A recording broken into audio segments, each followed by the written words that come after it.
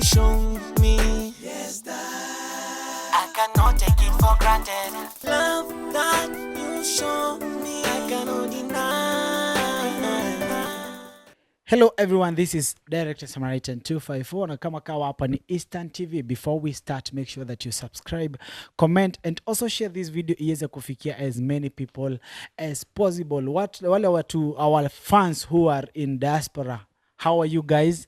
We love you so much and thank you for your continuous support that you've been giving us. We really appreciate. Pia wale watu ambao wako Kenya, East Africa, Tanzania, Uganda, Kenya, Congo, Rwanda, all the people who've been watching our stories, we do appreciate you. Now, today in our midst, we have a lady. I saw her story somewhere. And it was so inspiring. Nikasema, I must bring her on show hapa Eastern TV. Ndio aweze kutuelezea story yake ilianzia wapi. It's a lady with a very encouraging testimony of her life. Mtaweza kumsikiza, sitaki kuongea mengi. She's the one with the story. Guys, stay tuned from now until the end of the program. Okay, thank you so much. Yes. I'll start with introducing myself kwanza. Yes. So, my name is Evangelist Nancy Kolomani. I'm a pastor. Married to one male husband. One male husband. One male husband. Yes. Yeah. And I'm a mother of six. Yeah, by the grace of God. Okay. Yeah, niko na ndume wawili. And the others are girls. Okay. Yeah. Okay. So I come from Kakamega, a place called Lubao. Lubao. You know Lubao? I've heard of Kakamega. No, I don't know. Okay, cool. Lubao is a place. Actually, you should know Lubao because it is the only place in Eastern Africa where we sell dogs. Ah. Yeah, and we are very proud. We sell dogs, so all kinds of breeds. If you want. So Chinese, if they want meat, that is the place they should Yes, go. they should come there. Do In they fact, normally visit the place? of course. Of course now. Before we start the interview, have you ever taken dog's meat? No way. No way, never, I To can't. those people who are watching, by the way, I was in Congo and nilipikiwa that meat, but I didn't know that it was dog's meat until I saw the head of that dog. Nilikula. It is called, I don't know whether macaca. Oh no, macaca is the monkey in Congo. They call it macaca. Okay, they eat monkey. They eat monkey. Okay, that is not the story for today. I almost forgot I was the one giving the story. Yes. Okay, so I'm the firstborn in a family of 4. We only have one boy, so we have one brother. And all of us are married. Yeah. And where does your story start? Okay, let me just begin with where I feel is the most important. Okay, now, when I was in Form 2, back then, I used to have a boyfriend, like any other girl in high school. You feel like if you don't have a boyfriend, you don't match the rest, and especially if you're in this kind of a group that influences you to do what others are doing.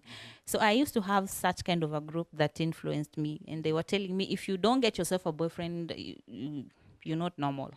And I wanted to be normal, so I got a boyfriend, and this boyfriend was he was very patient with me, by the way, and so throughout my high school life, he never asked me anything to do with sex.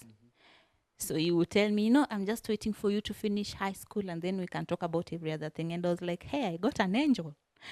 So after Form 4, immediately after Form 4, this guy was now on my case. And was like, I was patient with you. Now, why are you behaving like, you have someone else? And I'm like, I don't. Then I was like, no, prove it. So, so the pressure and everything, I found myself there and I got pregnant. And, I got pregnant before the results even came out. And when the results came out, I performed well. So I was kind of confused. I didn't know whether to tell my mom what had happened or to do what I was thinking people are doing outside there. But I told the guy I'm pregnant. And the guy was like, I'm going to give you money. You just get rid of that pregnancy. And if you're not going to get rid of it, then just forget about me being responsible. But now, you know me, I didn't have any knowledge on abortion or something. In fact, I was 18. I was just fresh from high school. So these things to do with abortion, I didn't know much. So I was like, let me go and ask my mother if she's in for this, then I'm fine. So and I went and told my mom, and my mom was like, abortion is just a no for me. You cannot kill. So you'll keep your baby. So there I kept my pregnancy, and it was not easy because my dad was very disappointed, and he was like, he never sent any support at home. You know, my mom is a housewife. She stays back in the village. My dad works in Nairobi, but now, because of me now, he never used to send any money. So we struggled with my mom until I was like 8 months old, pregnant. And then now this guy's wife calls. And then she tells me to stay away from the husband. And I'm thinking, what husband? This guy never told me he's even married. So I'm still recovering from that. I went into labor, then I delivered. After delivery, now my mom sends people to, to go there and say, your boy got our girl pregnant and stuff. And now the father writes a note. The father to that guy writes a note, and he says, you ask your daughter who the father is, because my son is not responsible. And the mother told my mom, the mother to the boy told my mom, if we were to accept this pregnancy, we would really go down, because we have like the entire village full of kids belonging to this guy. So we will just have to deny this one. So my mom came back very broken, and she told me, just forget about those people and live your life. So that is how I chose to forget about those people. And I decided now it's me and my son. Let me just take care of my son, myself with my mother. So my dad, after some time, my dad decided to support us again, and he did. So when my son was 6 months old, you see, at 6 months now, at least 𝐨𝐴𝐵𝐴𝐵𝐴, and you go and hustle. So I left my son with my mom, and I came back to Nairobi to hustle. But where I was working, I again found myself in a certain group of people. And these people were like, it was like a gang that called themselves friends. So me, I found myself inside there. Ladies or men? Both. Or both. Both. Now, how old is it a daughter that you? No, a son. Now you got a son? Yes. The firstborn? When you're finding this gang, how old was the baby? He was about 8 months old. Months. Yeah. Now you're joining a gang. Yes. So I joined them, and they were like, one of them said that the mother was sick, and he wanted us to go home and visit the mother in the village. So we agreed that we would go home and visit the mother. But now it was not the end of the month, because we used to work together. It was not yet the end of the month. So I suggested that we wait until at least end month, when we have some cash, so that we buy mom a few stuff, so that at least we don't go and see her empty-handed. But he was like, no, I have some money. My mother is sick. If we wait and she dies, let us just go the way we are. I will do everything. And I was like, okay. Then I asked him, is it a place we can go and come back the same day? Because, see, I'm responsible for my siblings back at home. If I stay out, my dad will not like it. And he was like, no, if we go very early, we'll be back by 8 at night. And I was like, okay, that's fine. Then we can go. So I never bothered to ask, where exactly are we going? Me, I was like, are we able to go and come back? If we are able to go and come back, whatever it is, then it's fine with me. So we went. No, we didn't go. Me, I knew we were going as our own team, as a gang. Yes. I knew we were going together, all of us. Yes. But now on that day, when we were to meet where we had agreed to meet, no one was there. It was just me and this guy. And now I asked him, where are the rest? And then he says, you see, they could not make it. Now it's just you and me. And I was like, okay, then let's go. it still didn't click in my head that like it was something that was planned. So we went, and I found myself again in country bus, and now I'm thinking, I only come here when I'm traveling to Western. This means we are going very far. Then I asked him, how far are we going? Then he said, not very far. Then I thought, even people board these big buses and they're light at Kawangware or somewhere. They don't go far. So we went. But now, to my surprise, as we were going, we were not getting there. We were just going, we are not getting there. It's now 4 p.m. and the car is still going. The bus is still running, and no one is looking like we are almost there. Then I asked him, hey, you told me we are able to go and come back. Are there other passengers in the car? Yes, it's a big bus. Yes, so full of passengers. And then he tells me, I think there's been a problem with this bus. And he's telling me that as if I'm in a different bus. Because me, I've not seen any mechanical problem the way he's putting it. So I'm like, you are lying. It's just obvious we will not be able to come back. So why did you lie? He keeps quiet.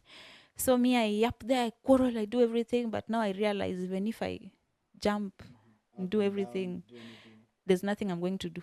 I'm already late, and there's no way I'll be back to Nairobi today. So I kept quiet. And now I'm thinking, now what will happen to me? And apparently that same day that I was traveling back, my dad was not there. My dad had traveled to Western. So I was left in charge of my siblings. And so my dad had given me the money for food and everything. And I had hidden it inside our bedroom. So no one else knew where the money was apart from me. And now here I am. I am out. And in my handbag, because I knew I am going somewhere and I'll be coming back, I only had 50 shillings. And so I'm thinking, now what happens to me if my dad finds out that I'm not home? Okay, what will my siblings eat? This is what is running in my mind. So I decided just to forget about it because there was nothing I was going to do. And where are you going? I don't know. This guy is not telling me. In fact, I don't even think I remembered asking anyone where the bus was going to because I was too mad. I was so angry. So when it got to 10 p.m. is when we got there. And it had rained terribly. And it was too dark. When we alighted, now I heard people speaking in Luo. And then I realized I must be in Luo land.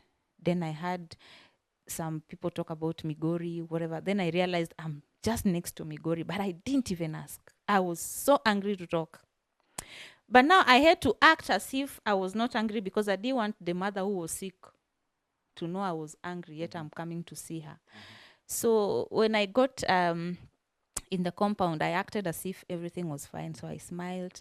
But now the mood there was different from what I expected. Everyone was jovial, happy, and it's like they were even expecting us. So I was like, what is happening? Then they brought food, we ate, and because I had been rained on, I requested to be given some other clothes. I didn't have extra, so that at least mine would be hanged somewhere, so that the next day, immediately I leave and I go back home. So they brought me other clothes and they took the ones I had, and I thought they'd gone to air them or something. So after we had eaten supper, now, kids, now they started running and they were like, now they are saying, they were talking in Luo, but now one came and now it's like she knew Swahili a bit, and she said, Auntie, wewe ndio sasa wewe ndio unakuja kuwa bibi? And I was like, what? Then I looked at this guy and I was like, what is going on? Then, he didn't look at me in the face. Then the mother came and I asked her, Mom, I was told you were sick. Then she tells me, look at me. Do I look sick? I'm not sick. This guy told us that he's bringing you as a wife. Jesus Christ. What? So I'm like, what? Why didn't you tell me? Why? When were you told about, when did you get this information that you're supposed to be traveling to Kisumu? To wherever that place was. That was a week before. They had told you that you're traveling. Yes. Who had told you that you're the guy. And he was a very good friend to me. The reason of you traveling, did he tell you the reason? To see the sick mother. To see the sick mother. Yes. Now you've reached at the place. Now the sick mother that you've been told that is sick is not sick anymore. She's not sick. Actually, she's not been sick. She's never been sick, in Oh fact. my. Uh-huh. So I'm like, I look at this guy and I ask him, what is wrong with you? Mm-hmm. Why didn't you tell me this? You know, me and you can never be. We are friends. And he looks at me and he tells me, that's the first quality. We are friends. Yes. That is what makes a good wife. And I'm like, no, I'm not ready to get married. And in fact, I told him, and you even know I have a son back at home who is barely 8 months old right now. Yeah. Surely. And you're telling me you want to marry me. We've never even dated. We've been friends. And he's like, I'm sorry, but that is how it's supposed to be. So I told him, this is just nonsense. But tomorrow morning, I have to go back home. Then he's like, okay, we will go back home tomorrow. So at night, the mother tells me, you know, in this place, we don't have extra rooms. So you will have to spend the night with him in his own house. And I'm like, okay, fine. So I went there. You know, one thing led to another. And in the morning, when I woke up, this guy had left. He was not there. And the clothes that I had requested that they air for me, they were still in a bucket. So still very wet. So I woke up and then I ran back to the mother. And I asked the mother, where is your son? He's not in the room. Then she tells me, he's already gone. He's already gone back to Nairobi. And I'm like, how? We were supposed to go back together. Then he said, no, you can't go. You are married. And I'm thinking, married? How? So I went and I had put off my phone because I was afraid my dad might call and, I don't know what to tell him. So I went and put on my phone and I was thinking of calling my mother to tell her what happened. So I went and put on my phone and my dad had tried calling like 1,000 times. Apparently that same night he had traveled back to Nairobi and he found I was not there and the kids are hungry and Nancy has disappeared. So I didn't call my dad. I called my mom and I explained to my mom everything that happened. And she believed. She believed. Somehow she believed me. She didn't sound like she was like, no. No, she believed. And she told me, now what you need to do, you just stay there and make these people trust you so that they begin to send you to the market and give you some money so that you at least save something for yourself and you find the transport back. But when you get the transport, don't go back to Nairobi. Make sure you come back home because your father is furious. He doesn't want to see you. Don't go back there. And I was like, okay, that's okay. So I stayed and I began now saving. I started winning their trust and their love. And they started trusting me with money. They would send me, they would give me money to buy clothes and I would save. Is the guy calling? No. You're not communicating? We are not communicating at all. But the parents are treating you But the parents and everyone else is treating me very fine. So after about a month and a few weeks, I had saved enough for transport and I had already known the area, so I knew where the bus stop is, where I'd go and board a matatu to go wherever I wanted to go.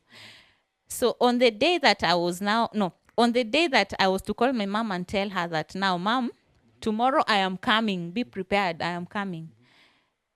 I had talked to my mom in the morning that day. Then in the evening I collapsed and I was rushed to the hospital. So when I woke up, I was told I'm pregnant. And you see, this lady was very excited. The mother now, she was very excited and she was telling me, you see, you're from God. You're even pregnant.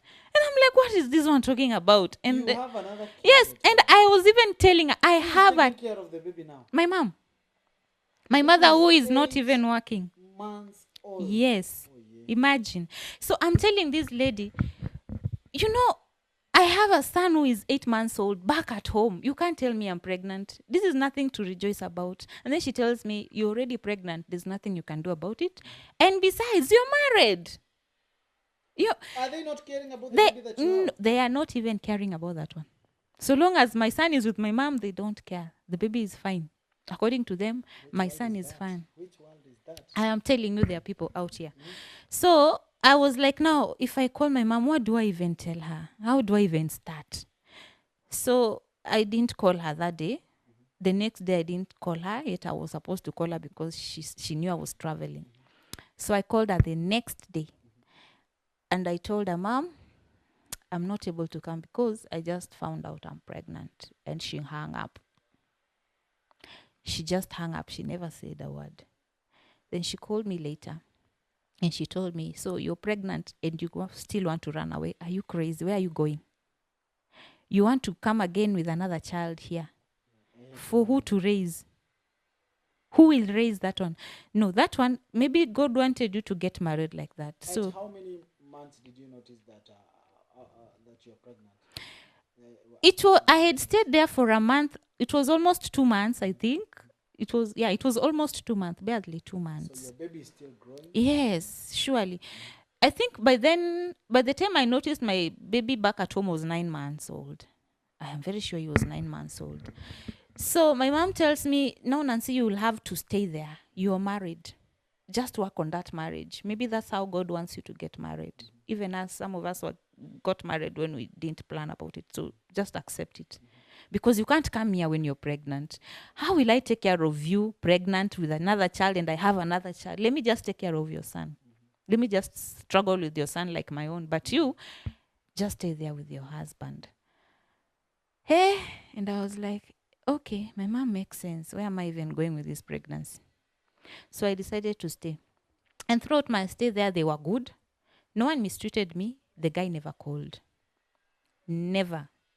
He never called. Did you ever come to that place? No. But when I was again 8 months pregnant, I fell sick. In fact, I got yellow fever. And I remember there was a time I was being taken to the hospital, kwa boda, and this boda guy was like, he had put on those uniforms of theirs, the leather jackets and something, and he was telling me, hey, are you sick? You're too hot. Imagine I'm seated behind him, but anasema venye tumbo yangu inamchoma. I was that sick. They even used to put me on a stool, excuse me, and they wash me like a child because I was not able to do anything. So these people got scared and they thought I was going to die. So they started looking for my dad. And they found him on phone. And my dad was like, hey, my daughter, you just bring that girl the way she is. Let her come and die in my hands. I want my girl the way she is. I'm not even looking at the mistakes you people did. I just want her the way she is. And then I talked to my dad and I told my dad, Dad, as it is right now, I can't even sit. I can't do anything. Let me just recover, then I will come. Then my dad was like, let me send people so that they just pick you. You can't stay there. I even don't know that place you are in. What if something happens to you? What will I do? I'm like, nothing will happen. But let me just recover, then I'll come. At least let me give birth. So my dad agreed, and somehow I recovered. And I delivered. I got a baby girl. And now after delivery again, me, I don't love this guy. And by the way, when I was sick, that guy came. He was cold and he came. So he stayed until I delivered. And after delivery, in my mind, I'm like, I don't belong here. I'm now planning again, how will I escape? I'm again thinking, what do I do? How will I escape? So this time I said, I will not tell my mother because she will refuse. I will escape on my own. Where I will go, I don't know. I'll think about it, but I will escape from this place. Me, I don't even like rural homes. I've never been raised here. So what kind of life is this? So after I delivered, the guy came back to Nairobi. He left me back there. And my mom was like, you tell those people now to bring you so that we know them and they know where you also come from. And also meet your son. You've not seen your son in a long time. Then I went and I told them and they were like, okay, we will take you. And when they took me, they really took me. I wish you understood what I'm saying. Like they took me. You see how No. They really took you, okay. Elaborate. Okay. I wish they never took me because it was total embarrassment. They would have just told me, go home. Go and see your mom. Rather than them coming with me. You understand? Like, they never carried anything for my parents. They just brought me. Oh my. Actually, they carried a bunch of banana. for my mom. It's not the first incident to see these parents bringing bananas. I don't know why bananas are loved. I don't know. And I was like, we don't do it this way. They told me, no, this is how we do it. Then we will now arrange. Then I thought they'd carried some money, but they carried nothing. And when you were going, my mom was alone. My dad was not there. My dad was here in Nairobi. And my mom was alone. But of course, he told my dad. And my dad did all the arrangements and everything because he knew there was some money going to be given. And my mom borrowed money from other women in Chamas and called my relatives, my aunts, and everyone knew there was money to be shared. Was the guy there? No. It's just my mother-in-law then, the sisters, and a few friends. Any man? No man present. Or mama. Hey. So my dad, who Nairobi, he knows, home there is money being given. My mom, the same, they know. So we were treated very well. We ate and we drank. Everything was so nice. Hey. When it came to that part, there was nothing to be given. Until now, my dad still thinks my mom ate the money that was brought. I've tried convincing him like 1,000 times that nothing was given, but he does not believe it. Up to today. I hope one day he will listen to these videos and he will know. He will know that nothing was given. Where? Mm-hmm. Were you ready to settle with that man if something was brought? No. If something was brought, that one would have compensated for what he did. They've been with you. Yes. The time they've wasted. Yes, the time they wasted. According to me, if they brought anything, it would have been to compensate me for what they did, but not for me to stay. Continue. So after that, my mom, they said, now we are going and we have to go back with the girl. And my mom was like, no, you're not going back with her. She has to stay and see her son also. And I also want to talk to her. She's my daughter. Let her stay for at least 2 weeks, then she will come. Then I stayed. And when I was staying, my mom was like, are you fine? Where you are you fine? Then I said, Mom, me, I'm good. No, people cannot just bring you the way they brought you and you tell me you're fine. These people don't care. These people don't even respect you. What are you doing there? Then I told her, Mom, I told you I wanted to run away, but you refused. Then she told me, but you have to stay there because you have a child. Or where do you want to take this one? If you are to come, then you'll have to leave the child with the people.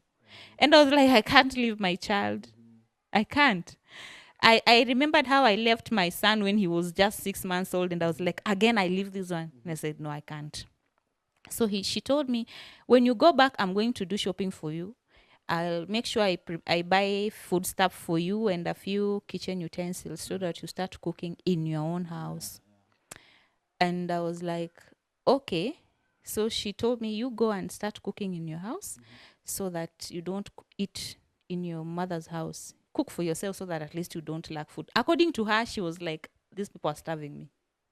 Because they didn't bring anything. And she really wanted you to settle. Yeah, she wanted me to settle. She wanted me to settle. So she did that and I went back with my shopping. So after now, I went back with the shopping that my mom did. I started cooking I went and I told my mother-in-law and I told her, now I'm going to start cooking in my house. She didn't like it. She was like, what? So who's been teaching you these things? And I'm like, no, but I'm married. Now I have to live in my house. I don't have to be depending on you always. And she was like, okay, let us see what you'll do if those things get finished. Then I was like, it's fine. I started cooking in my house. So I cooked in my house. And now when the shopping got finished is when I started seeing fire. These people were once very supportive, but now they did not want anything to do with me. I was like, I was left without food. And that time my baby was only 2 months old. I didn't even have breakfast. And because I'm breastfeeding and I feel so hungry, I would go in some shamba somewhere there. There's a man who used to plant watermelons and there were very many. So I would carry my child and I sit on that farm and I just eat those watermelons so that at least I'm not hungry. I have something in my stomach. And there's a time he came and he found me seated down there and he looked at me. I thought he would yell and shout. He looked at me and just shook his head and went. And it was also the season of mangoes, and almost every house in that area has mango trees. So I would eat the mangoes so that at least I don't starve. And the neighbors noticed that I don't have food, and so they would bring me some porridge, some will bring me lunch, and I would eat like a bird. And where is mom? She's there.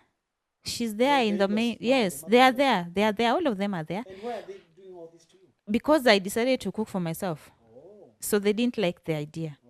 So I went through that. It got to a time I didn't even have a shilling. I didn't even have soap to wash my baby's nappies or clothes. And I remember my nappies even turned from white to, I don't know what color was that. It was not even brown. They were dirty. But now what do? I had to tie my baby with those things. So all this time, this guy is not talking. He's silent. So I called him. He didn't pick. So I called him with a different number and he picked. Then I told him, why are you behaving the way you're behaving? I want to go back home. Then he was like, you can't go anywhere. You're supposed to stay there. Then I said, okay, fine. Then again now, I don't know how I got transport, but I started saving again. I don't know. I can't seem to remember how I got the money that I used to sneak. So I got some money after some time, and then I managed now to escape, to run away from that place. And when I got to Nairobi at the bus, country bus, now I was thinking, do I go back to my father's house? Or do I go and look for this man? Where do I go? Then I'm thinking, my mom told me if my dad sees me, he will finish me. And I'm like, I can't go. Then I borrowed someone a phone and I called that guy. And I told this guy, I'm in Nairobi, so tell me where you are or I go home. And I knew he didn't want me to go home. So he had to tell me where he stays. Because here in Nairobi, we used to be friends. So me, na kwake, tunaingiliana wapi. So I even didn't know where he stays. So he told me where he is and he came and picked me from the stage. And when I got in the house, I was like, wow, Herushago. Why now? Okay, the house itself was a mabati house, so unkept. It was dirty. It was too small. And now I'm thinking, now with the baby, how will we survive in this house? Atafadhali, the other one, it is even much better. This one looks like, how will I even survive? But no, even the one in Shago is even much better than this one, surely. And then I asked him, you mean you've been staying here all along? Then he tells me, yes, it's just that you came without notice, so I didn't clean the house. And I was like, okay. But in my heart, I was like, at least now we'll hustle together and we'll move into a better house. Because now, according to what I was thinking, now all things have failed. I'm married. There's nothing I'll do about it. But we stayed together for a whole year. Things were not working. And I told him, and all this time my dad was still crying, you know, us with those people, we never get married, so you will never stay in that marriage. He used to tell me that. And I was like, Dad, we are planning and we'll come and see. He was like, What was the meaning of us and these people you don't get married? He was like, that tribe with our tribe, we don't get married. So I'm not supposed to be there. The marriage will not work. Don't mention the tribe. Let's continue. Yeah. So I don't want to mention the tribe. So my dad was like, even if you come, it will not change a thing. But I would tell this guy, I know my father. My father talks when he's angry, but when you go and see him, he's a man you can reason with. So you try and find something small. Let us go and see Dad, at least for his blessings. But the guy was like, no, I'm not ready. Let me just organize myself. And every time he denies that, my dad now gets even worse. Then it got to a point, and I told him, if we cannot see my father, if we can't see my parent, my dad, if you can't see him, you don't even know my mother, then this is not marriage. Let us just forget about this thing. Me, I'm going back home. That was after we had stayed together for a whole year, plus a few more months, and it was not working. But the goodness with this guy is that he never mistreated me, apart from kuniacha home bila anything. But kunipiga or anything abusive, he was not. He was just a calm guy. So me, I told him I'm going back home, and I went. Of course, he didn't like it, but I ran away and I went back to my father's house. And when I got home, I apologized. Actually, I just went down on the floor and I told my dad, Dad, I'm just pleading, forgive me. Just have me back. Because me, what I've seen out there, I don't want to see it again. Me, I just want to go back to school. Just have me back. I know I now have 2 kids, but I will hustle. So long as they just stay under your roof. My dad was touched and was like, it's okay, you can stay. I don't have a problem Now with you that. have 2 kids. Now I have 2 kids A boy and a girl. and a girl. So that time my mom was here in Nairobi. She had come back when I was apologizing to my dad. She was there. So my mom said she would take care of my kids for me as I hustle. But that mistake should not happen again. And I was like, fine. So my dad said he wanted me to do something so that I'm not idle, and he took me for driving. Took me for a driving school and computer classes for me to be busy as I think of what to do with my life. So I started studying and I said, this time I'm going to do this thing perfectly. I don't want to mess my life.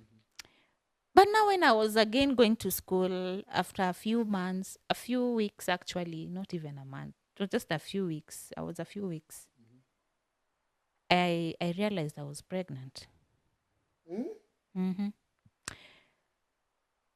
When I was leaving my husband, I walked out pregnant and I didn't know. And now I'm thinking, am I pregnant or am I just imagining? But these are the symptoms I always have when I'm pregnant. So I decided to go and get tested, and the test was positive. Wow. And I remember my dad telling me, this should not happen again. And I'm like, now, I will not tell anyone about this. I'm just going to study. I finish and then I think of what to do, but no one will know about this.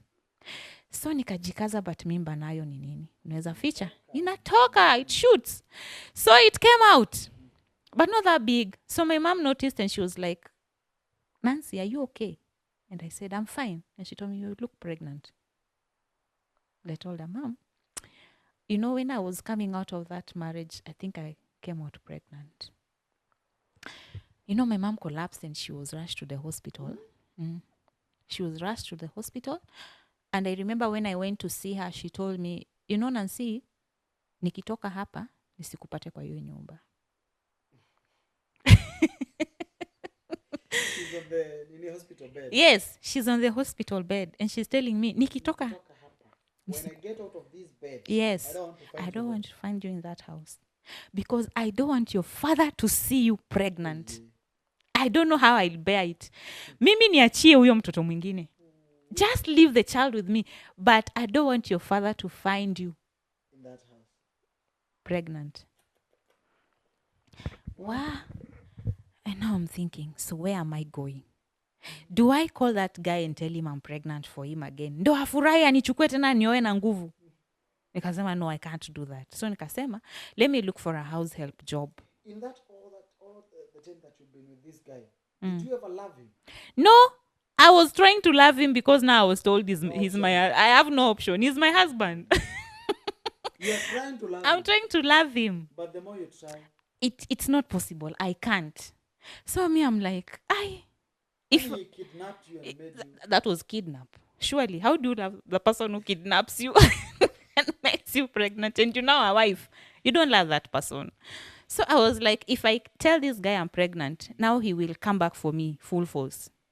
So I said, I will not tell him. Me, I look for a house help job and I'll just disappear. Have you finished driving school? Yeah, I had finished. I had already finished even the computer classes. I was doing my computer classes. So I was like, let me just find a house help job before my stomach starts showing. The boss will not have noticed. Nitakuwa nimejipanga. So apparently that time nikienda now clinic, when I'm coming from clinic, you know, I want you to see the devil. I meet up now with a guy.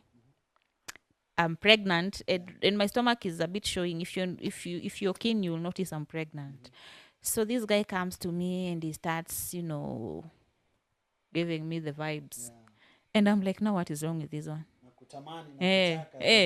I'm like, what is wrong with this one? Then I told him, you know, I'm pregnant. Then he told me, I know. I noticed. I noticed. Interesting. Then I asked him, are you not even ashamed? What if I'm someone's wife? Then he told me, you tell me if you're someone's wife. I told him, no, I'm not anyone's wife. Then he said, the better. And now I tell him, but you know, I also have other kids. I have 2 more kids with my mom. I'm not married. And he's like, okay, tell me about it. Then I told him my story. I told him exactly what happened up to where I was at that time. And I even told him I have nowhere to go to. I'm supposed to leave my mother's house like before she comes out of the hospital. And I don't know where I'm going. And now the guy tells me, you know, I'm also looking for a wife. And I think you can make a very good wife. At exact time that he has met you. Mm-hmm. That minute, yes. he's talking all these words. Yes. The first date. The first date. Actually, not dating, actually. That one is just meeting, actually. And I'm like, hey, now huyu anakuja vizuri. You're looking for a wife? Man, I'm here. You know, me, I'm thinking I want to get out of my father's house. So it's not about love here. There's no love. Me, so long as you are able to accommodate me with my pregnancy and you know my past, I'm fine. Because me, I'm one person who does not know how to keep secrets. So I talk. I'm sorry to use this one. At that time, you were so desperate. I was desperate. Now this guy comes. Amekumit kwa barabara. You are pregnant. How many months? I was 5 months pregnant. Yes. And he's not the father of the kid. He's not the father. And he's asking to marry you. Yes. Instant marriage. Instant marriage. That one was a savior. To me, he was a savior. And I was like, hey, you are looking for a wife. Why can't you marry me? Just marry me. In fact, you just take me to your house, I will stay. Because me, I don't have anywhere else to go. And this guy tells me, you know, first I have to go home. I'm traveling to my rural home. Then I'll come back and then you can come now, we stay. Then I told him, no. You take me to your house, leave me there, you travel home. These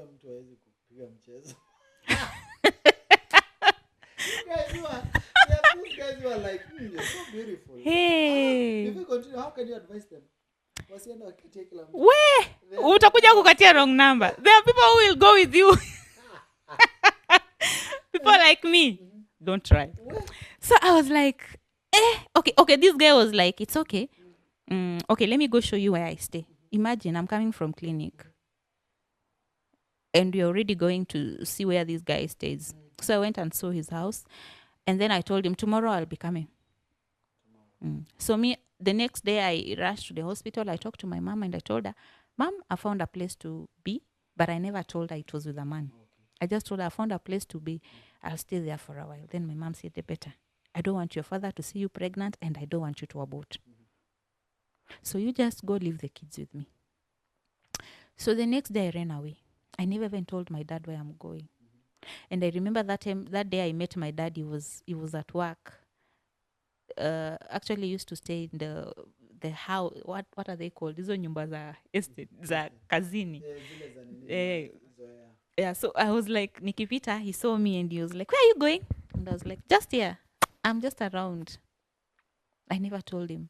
He saw me carrying a bag, but it didn't bother him. Yeah. So I disappeared and I went and stayed with that guy.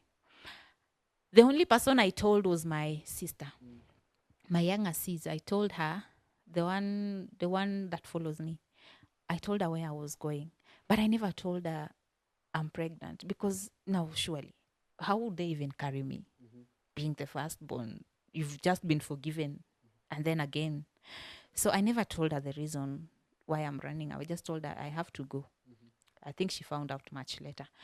So I'm sure my mom came and she didn't find me at home. So me, I was married to this guy. And now when I go to that house again, it was another Mabati house.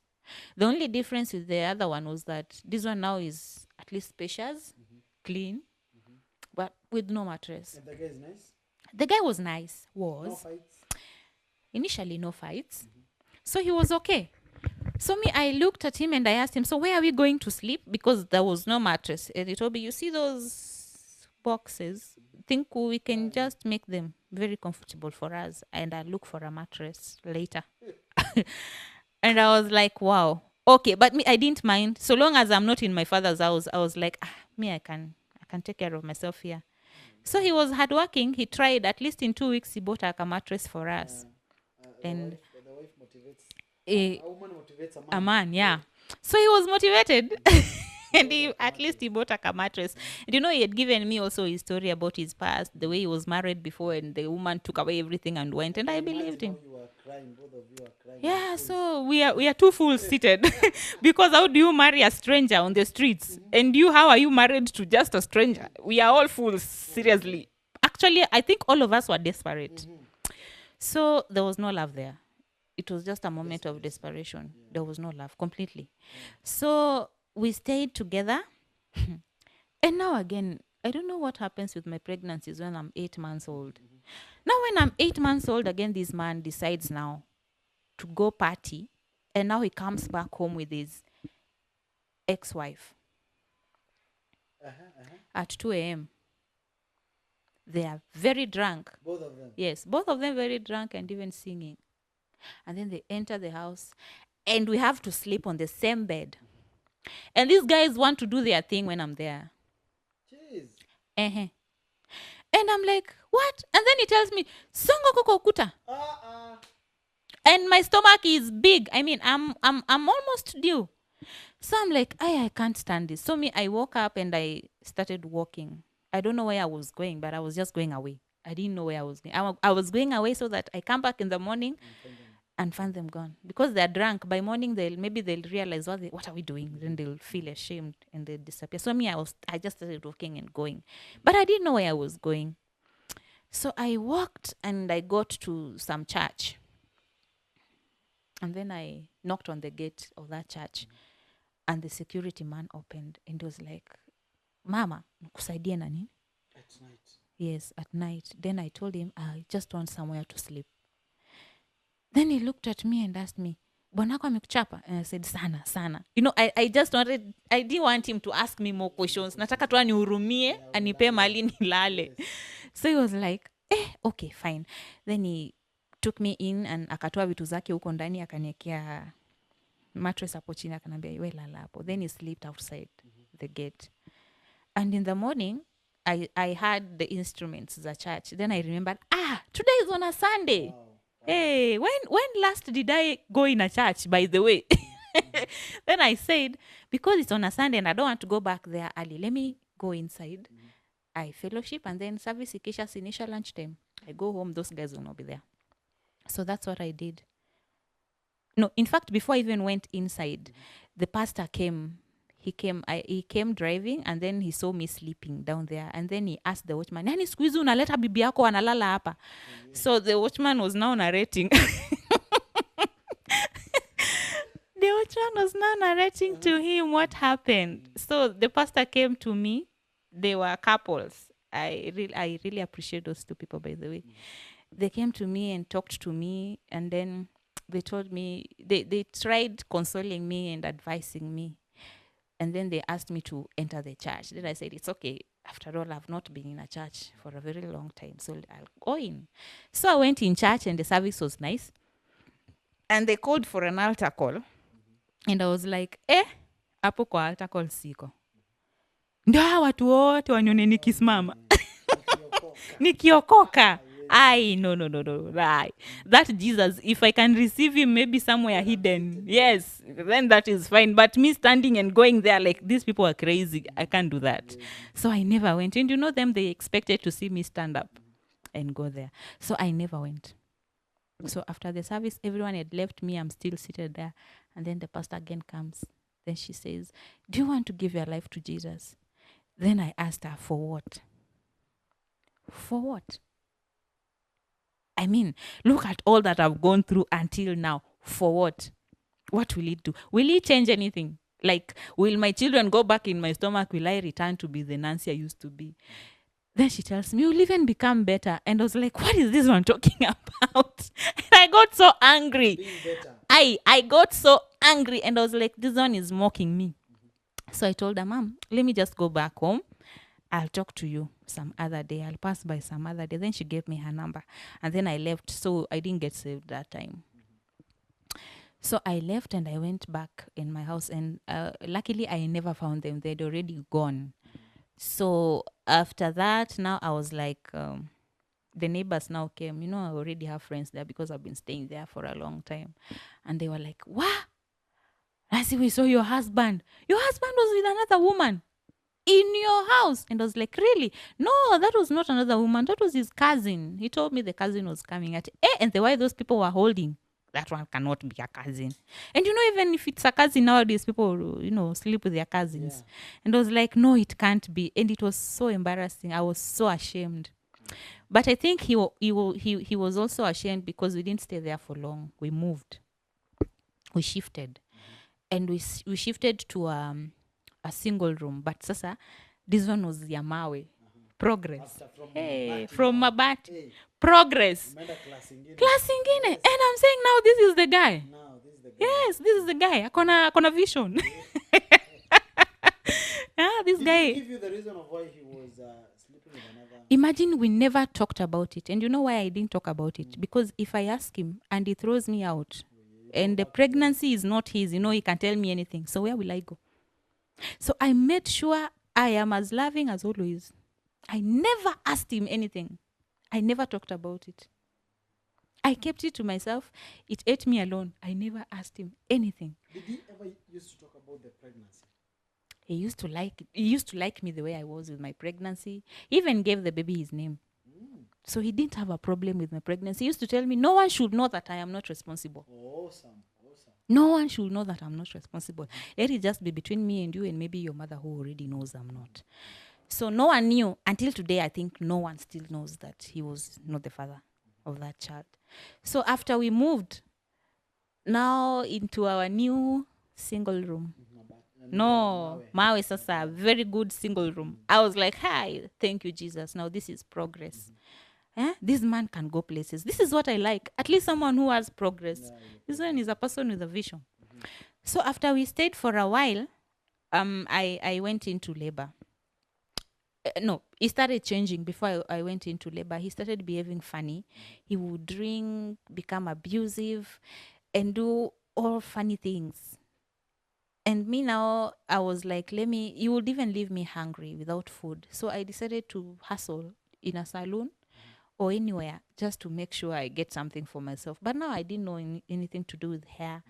So I would just go and sit there and learn what the lady was doing. But it was hard for me because I was very pregnant and I didn't have the energy to stand for long. So there's a time I was in labor and he came and he started saying, if you go into labor right now, I even don't know what I'll do because I don't even have a shilling. I don't know what I will do with you. I don't have a single bob with me right now. Please don't go into labor. And he's telling me that and I'm in labor. That time I'm in labor and he's telling me, don't dare.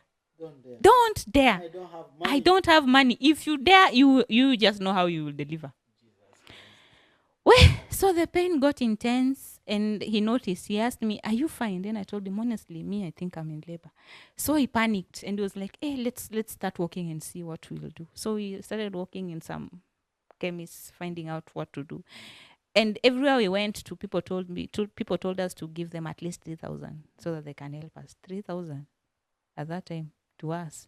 Hey, it was like $1 million. Where are we going to get that? We need to sell a cow. From where? We don't have. Then we walked around, we didn't find anything. Then I told him, we went back in the house and I told him, I don't think you need to struggle. You remember I told you I have kids. Yeah. And even my firstborn, I delivered from home. I will deliver from here myself. Don't worry. I can do it. You told him that? Yes, I told him, I'll do it. I'll deliver from here. You don't have to worry about me. Yes. He looked at me and he told me, you are able to give birth by yourself. Then I said, yes, why not? I'm not a first-time mother. I know the process. I'll do it. Then he was like... I'm trying to interpret it. How men, that kind of man, was talking. No, the way he was talking in Kiswahili, unasema unaweza zaa peke yako. Unaweza jizalisha. And I was like, yes, uko sure. Then, hiyo ni poa. Okay, so imagine. So he went in the house and we sat and he was monitoring me. He was now like my nurse. unasikiaje? And I'm like, nothing about you. he's never been a father, remember? And he's like, Mwanaume ha. salute. And he's like, unasikiaje? I'm good. Anything you need? No, I'm fine. Then I remembered where we used to stay. Hapo tu kando, we used to have a kind of a clinic. So I went there and I told that lady, me, I'm in labor and I don't have a single shilling. She didn't even let me talk much. She told me, let's not talk about money. Let me help you deliver. Then you're just my neighbor. You will pay me when you can. Wow, that was God.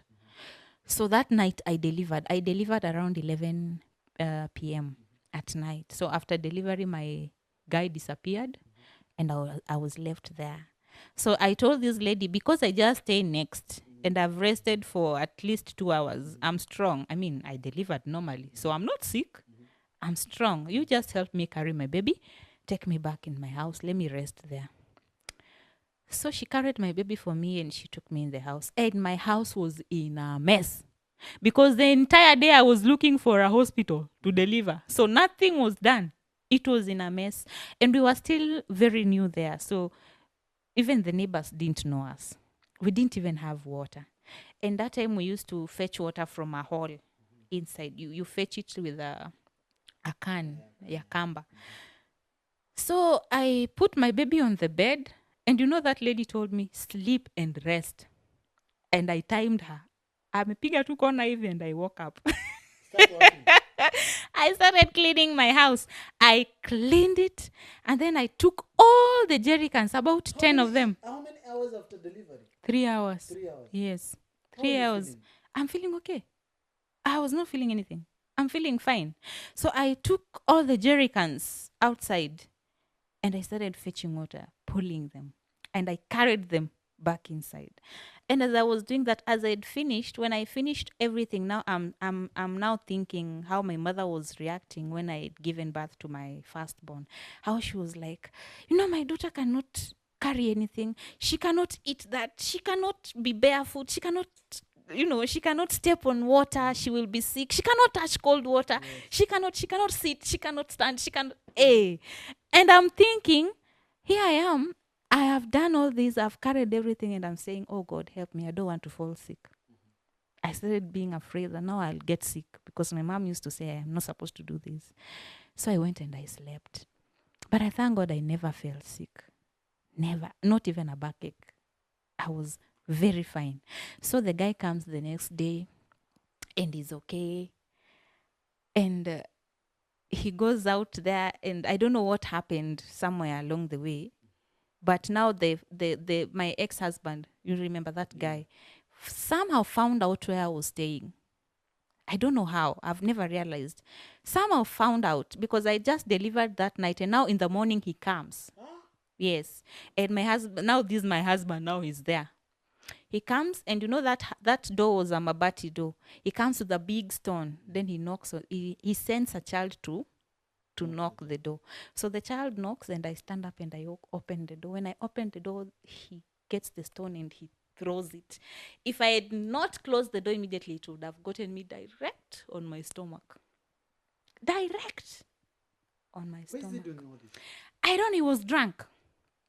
Okay, he knows I'm staying with another man. Maybe he was jealous or something. I don't know. So when this guy now hears the someone throwing a stone, now he gets scared. He wakes up and now they start fighting. And now he tells me now, so you've decided to show this guy where you stay. So you people are still meeting. And I'm like, I even don't know. How many days after delivery now? The next day. The next day? Yeah, the next day. Not even 24 hours? No. Okay. Then he tells me, whether you like it or not, this child is mine. I don't know what you're going to tell that guy, but this baby is mine. Am I not the one who took care of you? So this baby is mine. I'm not giving out this baby for anything. So I'm like, okay, at least that one is sorted. But now for me, I have to starve as a punishment. So he brings no food. He brings no food completely. So I've just delivered. There's no food to eat. I am just seated there. So I don't know how my father found out that I was pregnant and I'm suffering. My dad is a good spy. He needs to work with the CID, by the way. So he sent my sister and they brought me food. Good shopping. And then my sister tells me, I don't know how dad found out about you, but he says he knows you are suffering. So he sends this food and this money to keep you going for now. And I was like, wow, after everything that I've done, my dad can still do this. After all that I've put him through, he can actually still send me something. I felt so, oh God, I felt so blessed and embarrassed at the same time. So I took care of myself. And when my baby was 2 months old, I decided, let me hustle. Because now this guy will beat me. He became very violent. He would beat me. New guy. Yes, the new guy. He would just beat me over something very small, like maybe he asked me for a cup of water and I forgot.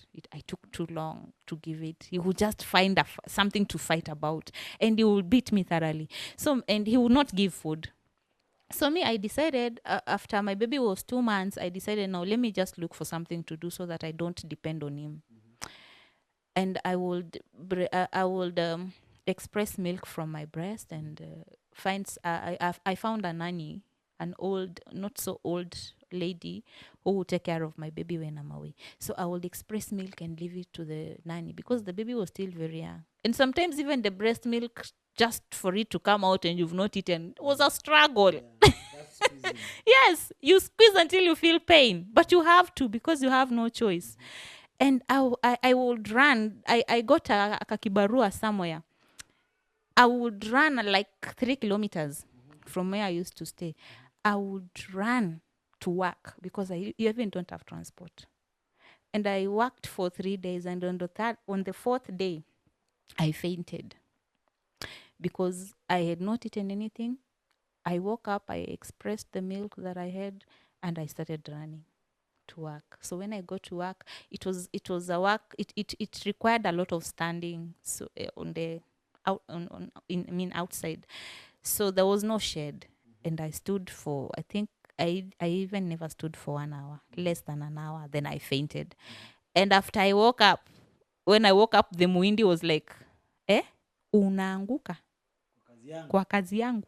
Toka. Toka tu uende. Enda. And I was fired. I begged and I told him, Aki sitazimia tena. I will not faint again. I'll be careful. And he was like, utazimia tena? Toka uende. Utaniletea shida. So he chased me away and I left. And after I left, now I was like, now I need to go back to the salon and have to learn how to do hair. That is the only thing I can do. So I went back to the salon. Na nikaanza kujifundisha. And I learned everything to do with hair. I was able now to plait everything. And at least now I will make my own money. And after that, the guy was still behaving funnily the way I was still staying with him. I mean, where am I going? I was like, this one has to work. I'm not going. This one, even if I don't love him, I'm married. I will stay here. So I stayed. And after a few months, he got a job. And then we shifted again into a bedsitter. Hallelujah. And I was like, progress. To ya mawe. Now to a bedsitter. Progress. And he worked very hard. But now, as he was working, I noticed he loved women. So he would cheat with anything in a skirt. He wouldn't even look at the face. He was the kind of, you cover the face and fire the base. He didn't care. He didn't care. And I was like, what kind of a life is this? I mean, what kind of a man is this? But I kept on telling myself I have to persevere for my children, because if I walk out of this place, where am I going? And I found a job in a bank ya kupanguza maua. Hizi banking halls zinaekanga hizi maua za kuwipe na kitamba. So I got a job there ya kupanguza maua, and I would carry my baby on my back na nenda napanguza maua. Then one day the manager saw me and she was like, I think you can work with us. You come and work with us. And I told her, Miss Jaisoma. Soma tu hadi form 4. So mimi sidhani kama naweza fanya kazi kwa bank. But imagine she I don't know what she did, but I got the job in the bank. So she trained me herself. And after she trained me, now I was employed and I started making my own money. So we moved from In a bank, as a banker. as a banker. So I moved from the bed sitter na tukaenda mpaka to bedroom. I mean, I'm the one paying the rent. I'm the one paying for my children's school fees. I'm doing everything for myself. So what is the problem? No, that is still mistreating me. But you have no option. I have no option. I have to stay there. So after Forcing I'm forcing issues. So we stayed there, and remember at this time now nimechukua watoto wangu wote. Venye tulimove kwa 2-bedroom, I picked all my kids, and now I'm staying with my kids. Three of them. No, actually 4, including the one I adopted. All of them. So I have 4 kids, and I'm educating all of them. This man does nothing. Like, he used to work, he quit working. He used to tell me, when you didn't have, I was the one helping. Now it is your turn to rudisha mkono. So we fanya tu kazi yako na amani. So me, I would work and do everything, including the rent. And all this guy will do was go out, bring friends, come eat up every food that they find in the house. And then they go. When he comes back, it's war. And that was it. And my kids would see all that was happening. And I remember there was a time I had gone for a 𝐭𝐬𝐲. And when I came back, I was given a very good beating. I was given a very nice beating. And he told me, you've been meeting up with your ex-husband in the name of 𝐭𝐬𝐲. And you're lying. I tried explaining, but he didn't listen. But during that 𝐭𝐬𝐲, I had given my life to Christ. And that 𝐭𝐬𝐲. So me, I'm still new in salvation, and I'm thinking, so this is how this Jesus treats people. I mean, how can I receive him now, today? And then this guy beats me like this. And they're telling me he'll solve my problems, So I felt very frustrated. But the pastor called me and told me everything will be fine. Just relax. So after that beating, I remember I looked at myself and I told myself, if this guy ever beats me again when I'm putting on this dress that I'm putting on, let it be a sign that you don't want me to stay with this man. That is the prayer I made. And I left it at that. And now there was a time I was coming from work, I was feeling sick. So I told my kids, in case your father comes, just open the gate for him. Me, I'm not feeling well, I'm going to sleep. But Sasa, when he came very late and the kids were already asleep and everyone was asleep. So he knocked the gate, and no one opened. And it was like, before I noticed, he was already inside the bedroom. And he was like, oh, kwa sababu sasa wewe ndio unalipa rent, mimi nitakuanga tu narukia huko juu, si ndio? Hata gate sifunguliwi. And I'm like, what? Mi hata sikusikia gate ikigongwa. My phone was on silent. I'm trying to explain before I even open my mouth. I was sleeping on my stomach. I don't know alinishika aje, akanigrab vipi, but his nails got through my, kule chini, through my vagina. Akanirarua na akanisimamisha. So me, I didn't feel pain at that time. I felt as if something was tearing apart. But now I didn't notice. Siku imagine nimeumizwa. So, you were wearing a dress or a trouser? A dress. The same dress I was putting on when I was making that kind of a prayer after the 𝐭𝐬𝐲. He just stretched his hands? Yes, akaninyanyua hivi na akanisimamisha. So after kusimama nikarudi nikakaa. Then akanipiga, and now my kids, my daughter at that time, she was 5 years old. Akatoka bedroom bio, akakimbia kitchen, akachukua kisu, akuja akanirushia, akaniambia, "Mom, chukua kisu, chapa, kata nao baba hizo mikono ndo asikuwa na kuchapa." So me, I got scared. Akishika hii kisu huyu mbaba, anaweza geukia mtoto wangu. Yes. Amdunge. So I'm like, I tell the eldest, no, pick your siblings, mjifungie bedroom. No, it's a fight. Yeah, it's a fight. Mchukue mfungie huko, mjifungie bedroom na msitoke kwa vyovyote vile. So they went and locked themselves in the bedroom. And this guy now remains here beating me. Remember, I'm still sick and I'm very weak. So after amenipiga hivyo, akakimbia jikoni, akafungulia gas. And now anasema, lazima tutakufa hapa ndani sisi wote. Nitakuwa wewe na hizo vijitoto vyako vyote. Ninyi wote mtakufa. Hata mimi nikikufa sina hasara. So I'm thinking, oh, what is this? I thought he was joking. Akaanza kutafuta kiberiti. Then we started screaming. My kids started screaming. So the neighbors came and the landlord. And they took him and they threw him out na wakaenda wakazima gas. So sazila ameshatoka nje ndo nikajiangalia and I asked myself, what is this? Then I remembered the prayer I made and I looked at my dress and it was the same dress. Then I told God, oh, so this was a confirmation. This guy, I'm not supposed to be with this guy. Kasema, so if I'm not supposed to be with this guy, then let him come and just take whatever he will take and go. Nibaki tu peke yangu. So that guy came and picked everything in that house, apart from what was in my children's bedroom and my clothes. And remember, I'm the one who bought. But me, sikuwa najali. After all, God has blessed me with a job. I know I'll get others. So wacha bebe Kenyatta beba aende, I remain peacefully. So he went. And the next day we had a very crucial meeting in the office I was not supposed to miss. So I have to go to the office and I'm full of dents. When I got there, the boss looks at me and she tells me, Nancy, are you fine? Then I said, I'm fine. I just fell off the stairs. And then she told me, hizo stairs za kwenyu ziko na makucha aki zimekugwara. Then I had to tell her the entire story. Yeah. So I told her what happened. And when I was standing up to go, blood oozed from my legs. And then that's when I realized, kumbe niliumizwa. You know, she looked at me and she was like, Nancy, lazima tuone gaina. So I went, she took me to the gyna. But you see, that meeting that was supposed to be held was because of me. I had been performing badly because of what I was going through at home. So I was being fired and I didn't know. And I was fired. When you were absent? No. In that meeting, alinipeleka kwa gyna nikijua nimekuwa fired. So remember, I was working as a salesperson, and with sales, you eat what you make. So mi sikuwa na anything. That means nilitoka uko without a thing. Rent ni mimi nafaa kulipa, school fees ni mimi and everything. So that day I'm going back home and my kids, nimefika kwa nyumba, nimepata nyumba iko empty. The guy came and took whatever he took and the kids are looking at me.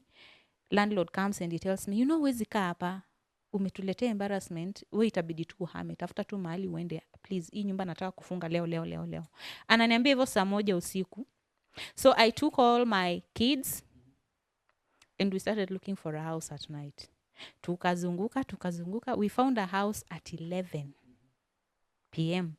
And I just went and begged that caretaker and nikamwambia, since your houses are vacant, just let me stay for tonight with the kids and then tomorrow nitajisort. Then he agreed and that is how we got into the house. But now the next day, nikamwambia tu nipe tu nafasi nitafute kazi, then I'll pay you. I promise I will. And he agreed. That was just God. He agreed. So life ikakuja ikakuwa very hard. Ikabidi tu nimambia my mom, by then alikuwa bado ushago. Nikamwambia, Mom, I know I've messed up big time, but you're still my mother. There's no way I can hustle with the children. Yes. Let me just bring them. I promise you, I will not bring you another child. So my mom agreed and I took my child back at home to stay with her for a while as I hustle, and I remained with the one I adopted, the big one, so that I'm not so much alone. Why did you adopt a kid? Okay, that child is just another story for another day. We'll have part 2 of that. Yes. But now, Nancy's story is very long and very interesting. Now, how did you find yourself in a situation that you're in? Okay, that is actually where I'm going. So after now my kids had gone home, now I decided now let me focus more on God. I don't want these things to do with men again because now nimekuwa disappointed na wote.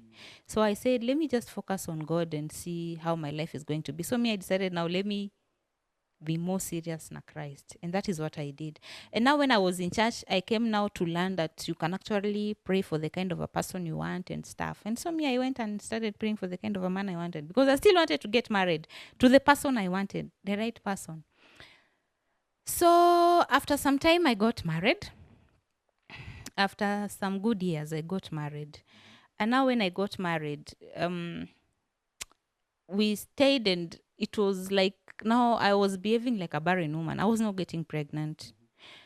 And my husband was wondering, what is wrong with me?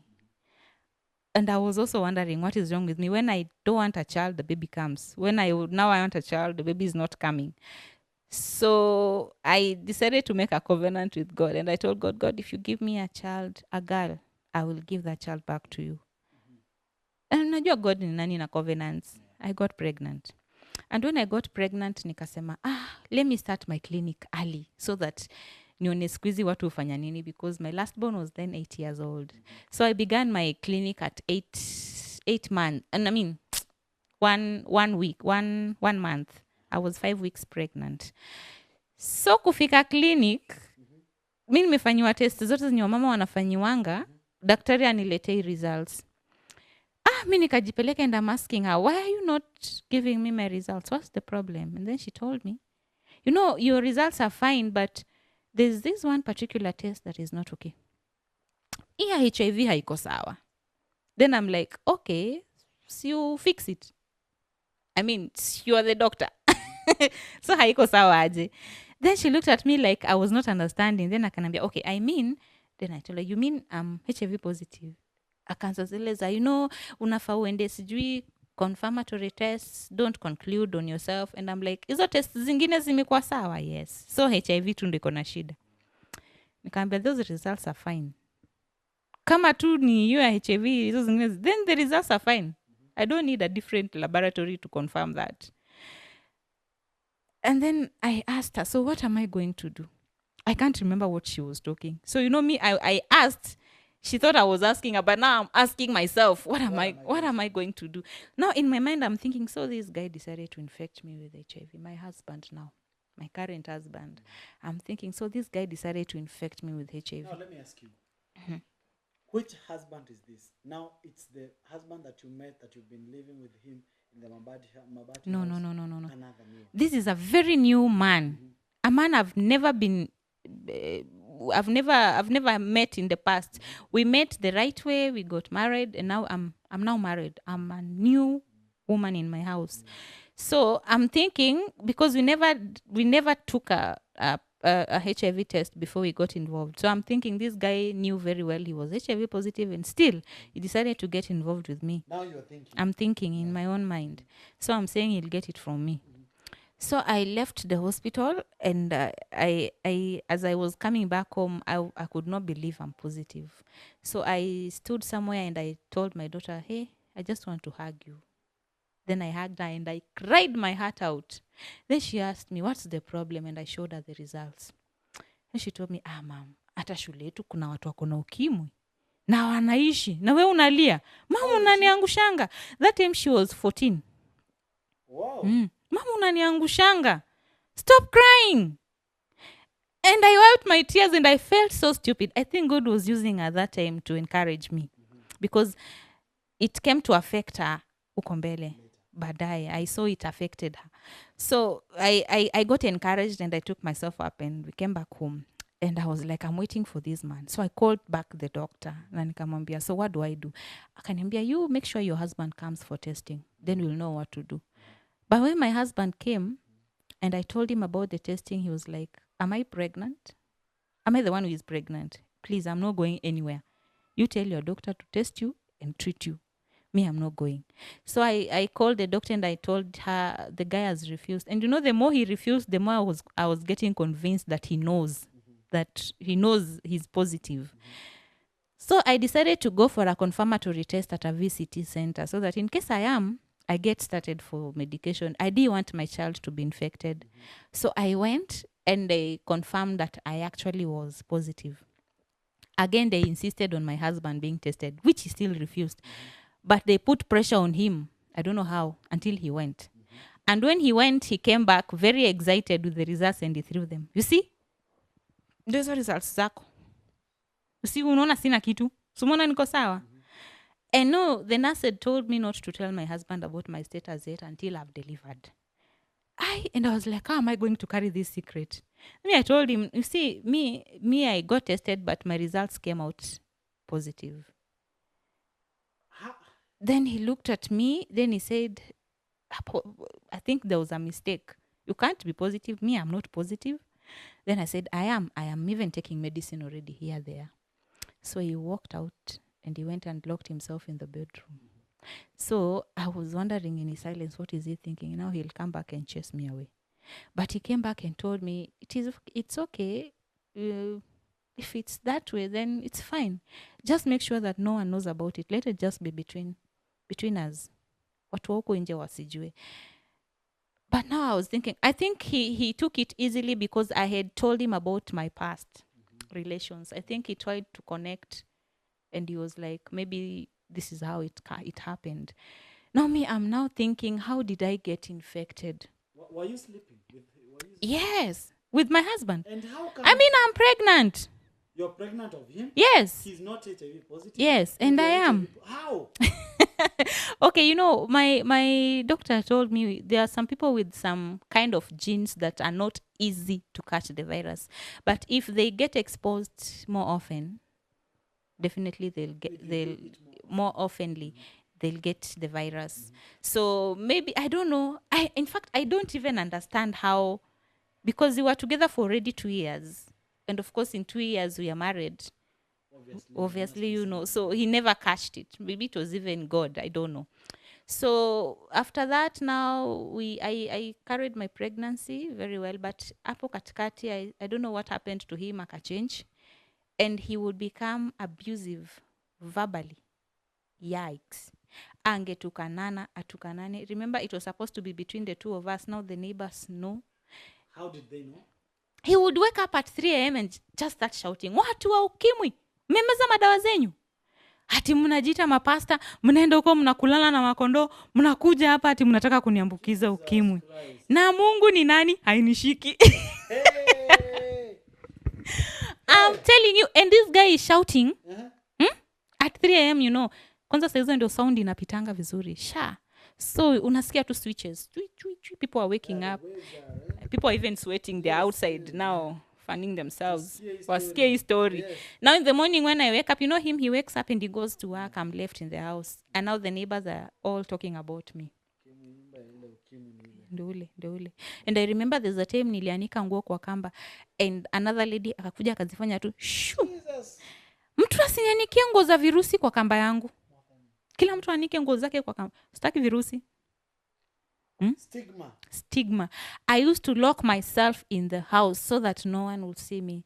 Nilikuwa thin until people were like wondering, I'm a pastor, I'm supposed to preach on the pulpit, but I can't stand. You started preaching?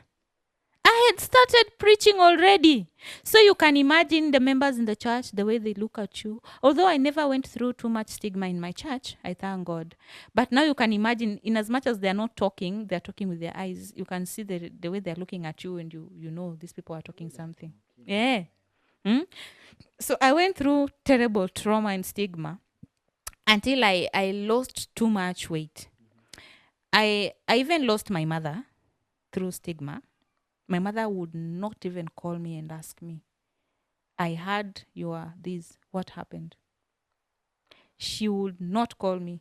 Sometimes I starved until now. I wish my grandmother was alive. I would tell her I'm starving. Then she would bring me food because I know my mother cannot talk to me. And my sisters, I only had one sister with me now that had decided to stand with me. The other one would abuse me and send me messages like, we kufa tu na amani, ama umeze 𝐻IV tu zako na amani, usitulete stress. And I'm like, what is this? So I'm all alone. And I don't have anyone else to talk to. But I decided now, after I delivered, I decided, let me just live my life the way it is. Now that I'm positive, nothing will happen. But now, kukaka kidogo tuna nikajipata niko na ball ingine. And now I said, with this one, I'm not going to allow what happened to me uko nyuma inihapenie tena. I'm going to speak out. Now, that is when I decided now to come public about my status. So I opened a channel on YouTube, and I decided talking to people about parenting while you're HIV and stuff like that. Any questions to do with parenting while you're HIV. And I also began to, I opened a Facebook page also where I started now talking to people and encouraging them and trying to get rid of stigma in the society, because I realized if me as Nancy and a pastor and a mother who is married, I'm going through this, what about that person who is not even born again and going through the same thing? Do you think they are able to handle? And I realized so many people actually nowadays don't die because of AIDS or anything. They just die because of stigma. It's true. It's true. They die because of stigma. I have several questions on behalf of the viewers. I've heard you talking about breastfeeding. Before I ask you another question, how do you manage to breastfeed your kid when you're HIV positive? Does the milk does it mean that the milk doesn't have the virus? Okay, with HIV, you can catch it through breastfeeding. The baby can catch it through the breastfeeding if the mother is not on medication, or if the mother is on medication but not taking the medication the right way. You know, if you take the medication the right way, as in, if you're supposed to take your medication, say, every day at 9 p.m., and you take it at that same time every day, it will get to a time where you will suppress the virus. So it will not be seen in your blood. Okay, you're still HIV positive. You're not healed. You still have it, but it will not show. Even in some test kits, it might not show. So when you get to that point, it's called undetectable. You're not able to transmit the virus to anyone, even your child when you're breastfeeding them. Even your husband, even when you go without a protection, you're not able to transmit the virus to them. Another question, did you ever notice how you got it? No. Up to date? I've never known how I got infected, but I'm thinking I must have been infected when I was still with the guy that we met on the streets when I was pregnant. Because, you know, with HIV, it can stay in your body. Hey, did I say body? Jesus, man. Body. I meant body. It can stay in your body for even up to 15 years without it even showing. So by the time I was walking out of my marriage and the time I was getting married, that was a difference of about 7 years. So I might have left my marriage when I was already positive, and I didn't know about it. You know, I didn't know about it. But in fact, I can't even remember having any symptoms of HIV because they are just similar to these other symptoms of flu. So maybe I had them and I brushed them off to be flu or something. So I didn't bother to know what it was. Now, how does your husband normally take it? Wow. Okay. You know, there's this experience I must share with my husband. There's a time my husband buried me, actually, when I was seated right here. What do you mean? He just decided to take a basin, a baby basin, put it on his head, march with it in the living room and demonstrate how he'll be carrying my coffin, and demonstrate how he'll put it in the ground. I mean, in the wherever they put it, uko chini, throw the soil on me as they sing luere, luere, luere. And my kids were watching. That moment was very heartbreaking. Why did he do that? He was drunk. And then I think he was also going through his own things. I think, you know, ile time wenye unaambiwanga uko positive, the time you take to accept and rather accept yourself is the same time you should give the other person to accept that you're actually positive and they're not. So maybe I always feel I had not given him enough time to kubali what had happened. So I think he was going through something. I don't know. So that time I was like, and this guy is still staying with me and we are still sleeping together. I mean, is this guy normal? And I was like, why am I even here? I think I need to move out. But I didn't. I came to talk to him when he was sober and I asked him, do you realize what you did? And he denied it. He said, I didn't. But after some time, I realized alikuwa na go through something in the brain. So tuli agree tukaenda counseling, and we talked to the counselor, and he's fine now. He's quite supportive. I would say with everything that he has put me through, I think it was God's way ya kunitoa nje. Kama ningekuwa very comfortable, I wouldn't be talking about my status publicly right now. Yeah.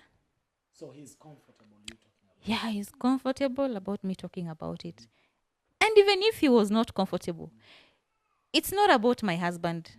It's not even about myself. It's about that other person out there who is not able to talk because he or she is afraid of what the society will say. You know, people look at people who are HIV positive as if we are some kind of sinners. You know, they want even to stone you immediately they hear you are HIV positive. Yet they don't want to hear the story behind it. Even if I got it through prostitution, who are you to judge me? No one wishes to be sick by the hakuna mtu anaambianga ugonjwa kuja HIV, kuja cancer, kuja. It just comes. So if you can stone someone who is sick because of a certain illness, are you really fine? You're not okay. So me, I went out because of the people living with HIV. I realized many women who are HIV positive don't even know how they're supposed to take care of their babies when they deliver. Or others who are HIV positive think they can't have children when they're positive. Yet they can. Yeah. Now, let's talk about, as we conclude, as we finish today's show, you are a preacher. Tell us about, you have a church? Of course, I have a church, but it's not my church. I serve under my bishop. I am still in theology, but then I'm pursuing my degree course. I'll be graduating in December. All the best. Thank you. So I'm serving under my bishop is called Dr. Chris Ogola. And I thank God for him because he's also been very supportive. Even after knowing about my status, he's never denied me a platform to preach or to teach the word of God. He still trusts and believes in me. Awesome. Yes. I don't have much to say. I'm even short of words. And let me just hold this mic. We've interacted with you, and I've seen it's your daughter. You have a daughter, a very beautiful daughter, and I thank God because of how far you've gone. In terms of, you have a big testimony. Let me just summarize it. You have a very touching testimony, and I hope that you'll transform lives by talking and changing people, by at least motivating people with the HIV and AIDS. It's not an easy thing to come out and talk about your status, and I'll wish you all the best in everything that you're doing. If it's maybe preaching, it's all about your YouTube channel. Actually, we are pinning her YouTube channel on the comment section. Guys, go subscribe to her YouTube channel. Let's support her. And if you have an issue, maybe you are going through the same challenges, maybe about HIV and AIDS, maybe give out your number. Okay. My number is 0723442439. That is your personal number. They can call you anytime, or what is the best time for them to call? If I say anytime, I love some crazy people calling me in the middle of the night. Anyway, if it's an emergency, I'll pick. But then I pick calls anytime. If I don't pick, I call back. Sure. Yeah. Guys, we had Nancy in our midst, and she's a very nice and a very interesting lady to interact with. If you have any question, we've just shared her number. Just interact with her. If you're there and you are a woman or a man who's going through maybe stigma, you need someone to encourage you. This is the person to talk to. I am here for you. She's a very strong woman, mwanamke ambaye haogopi akipeana story yake. Guys, make sure that you subscribe to her YouTube channel and also subscribe to our YouTube channel. Kama umesikia umebarikiwa, just comment on the comment section. And until next time, I was your host, Director Samaritan 254. Until next time, we are out. Peace. Love that you show me, yes, that I cannot take it for granted. Love that you show me, I cannot deny.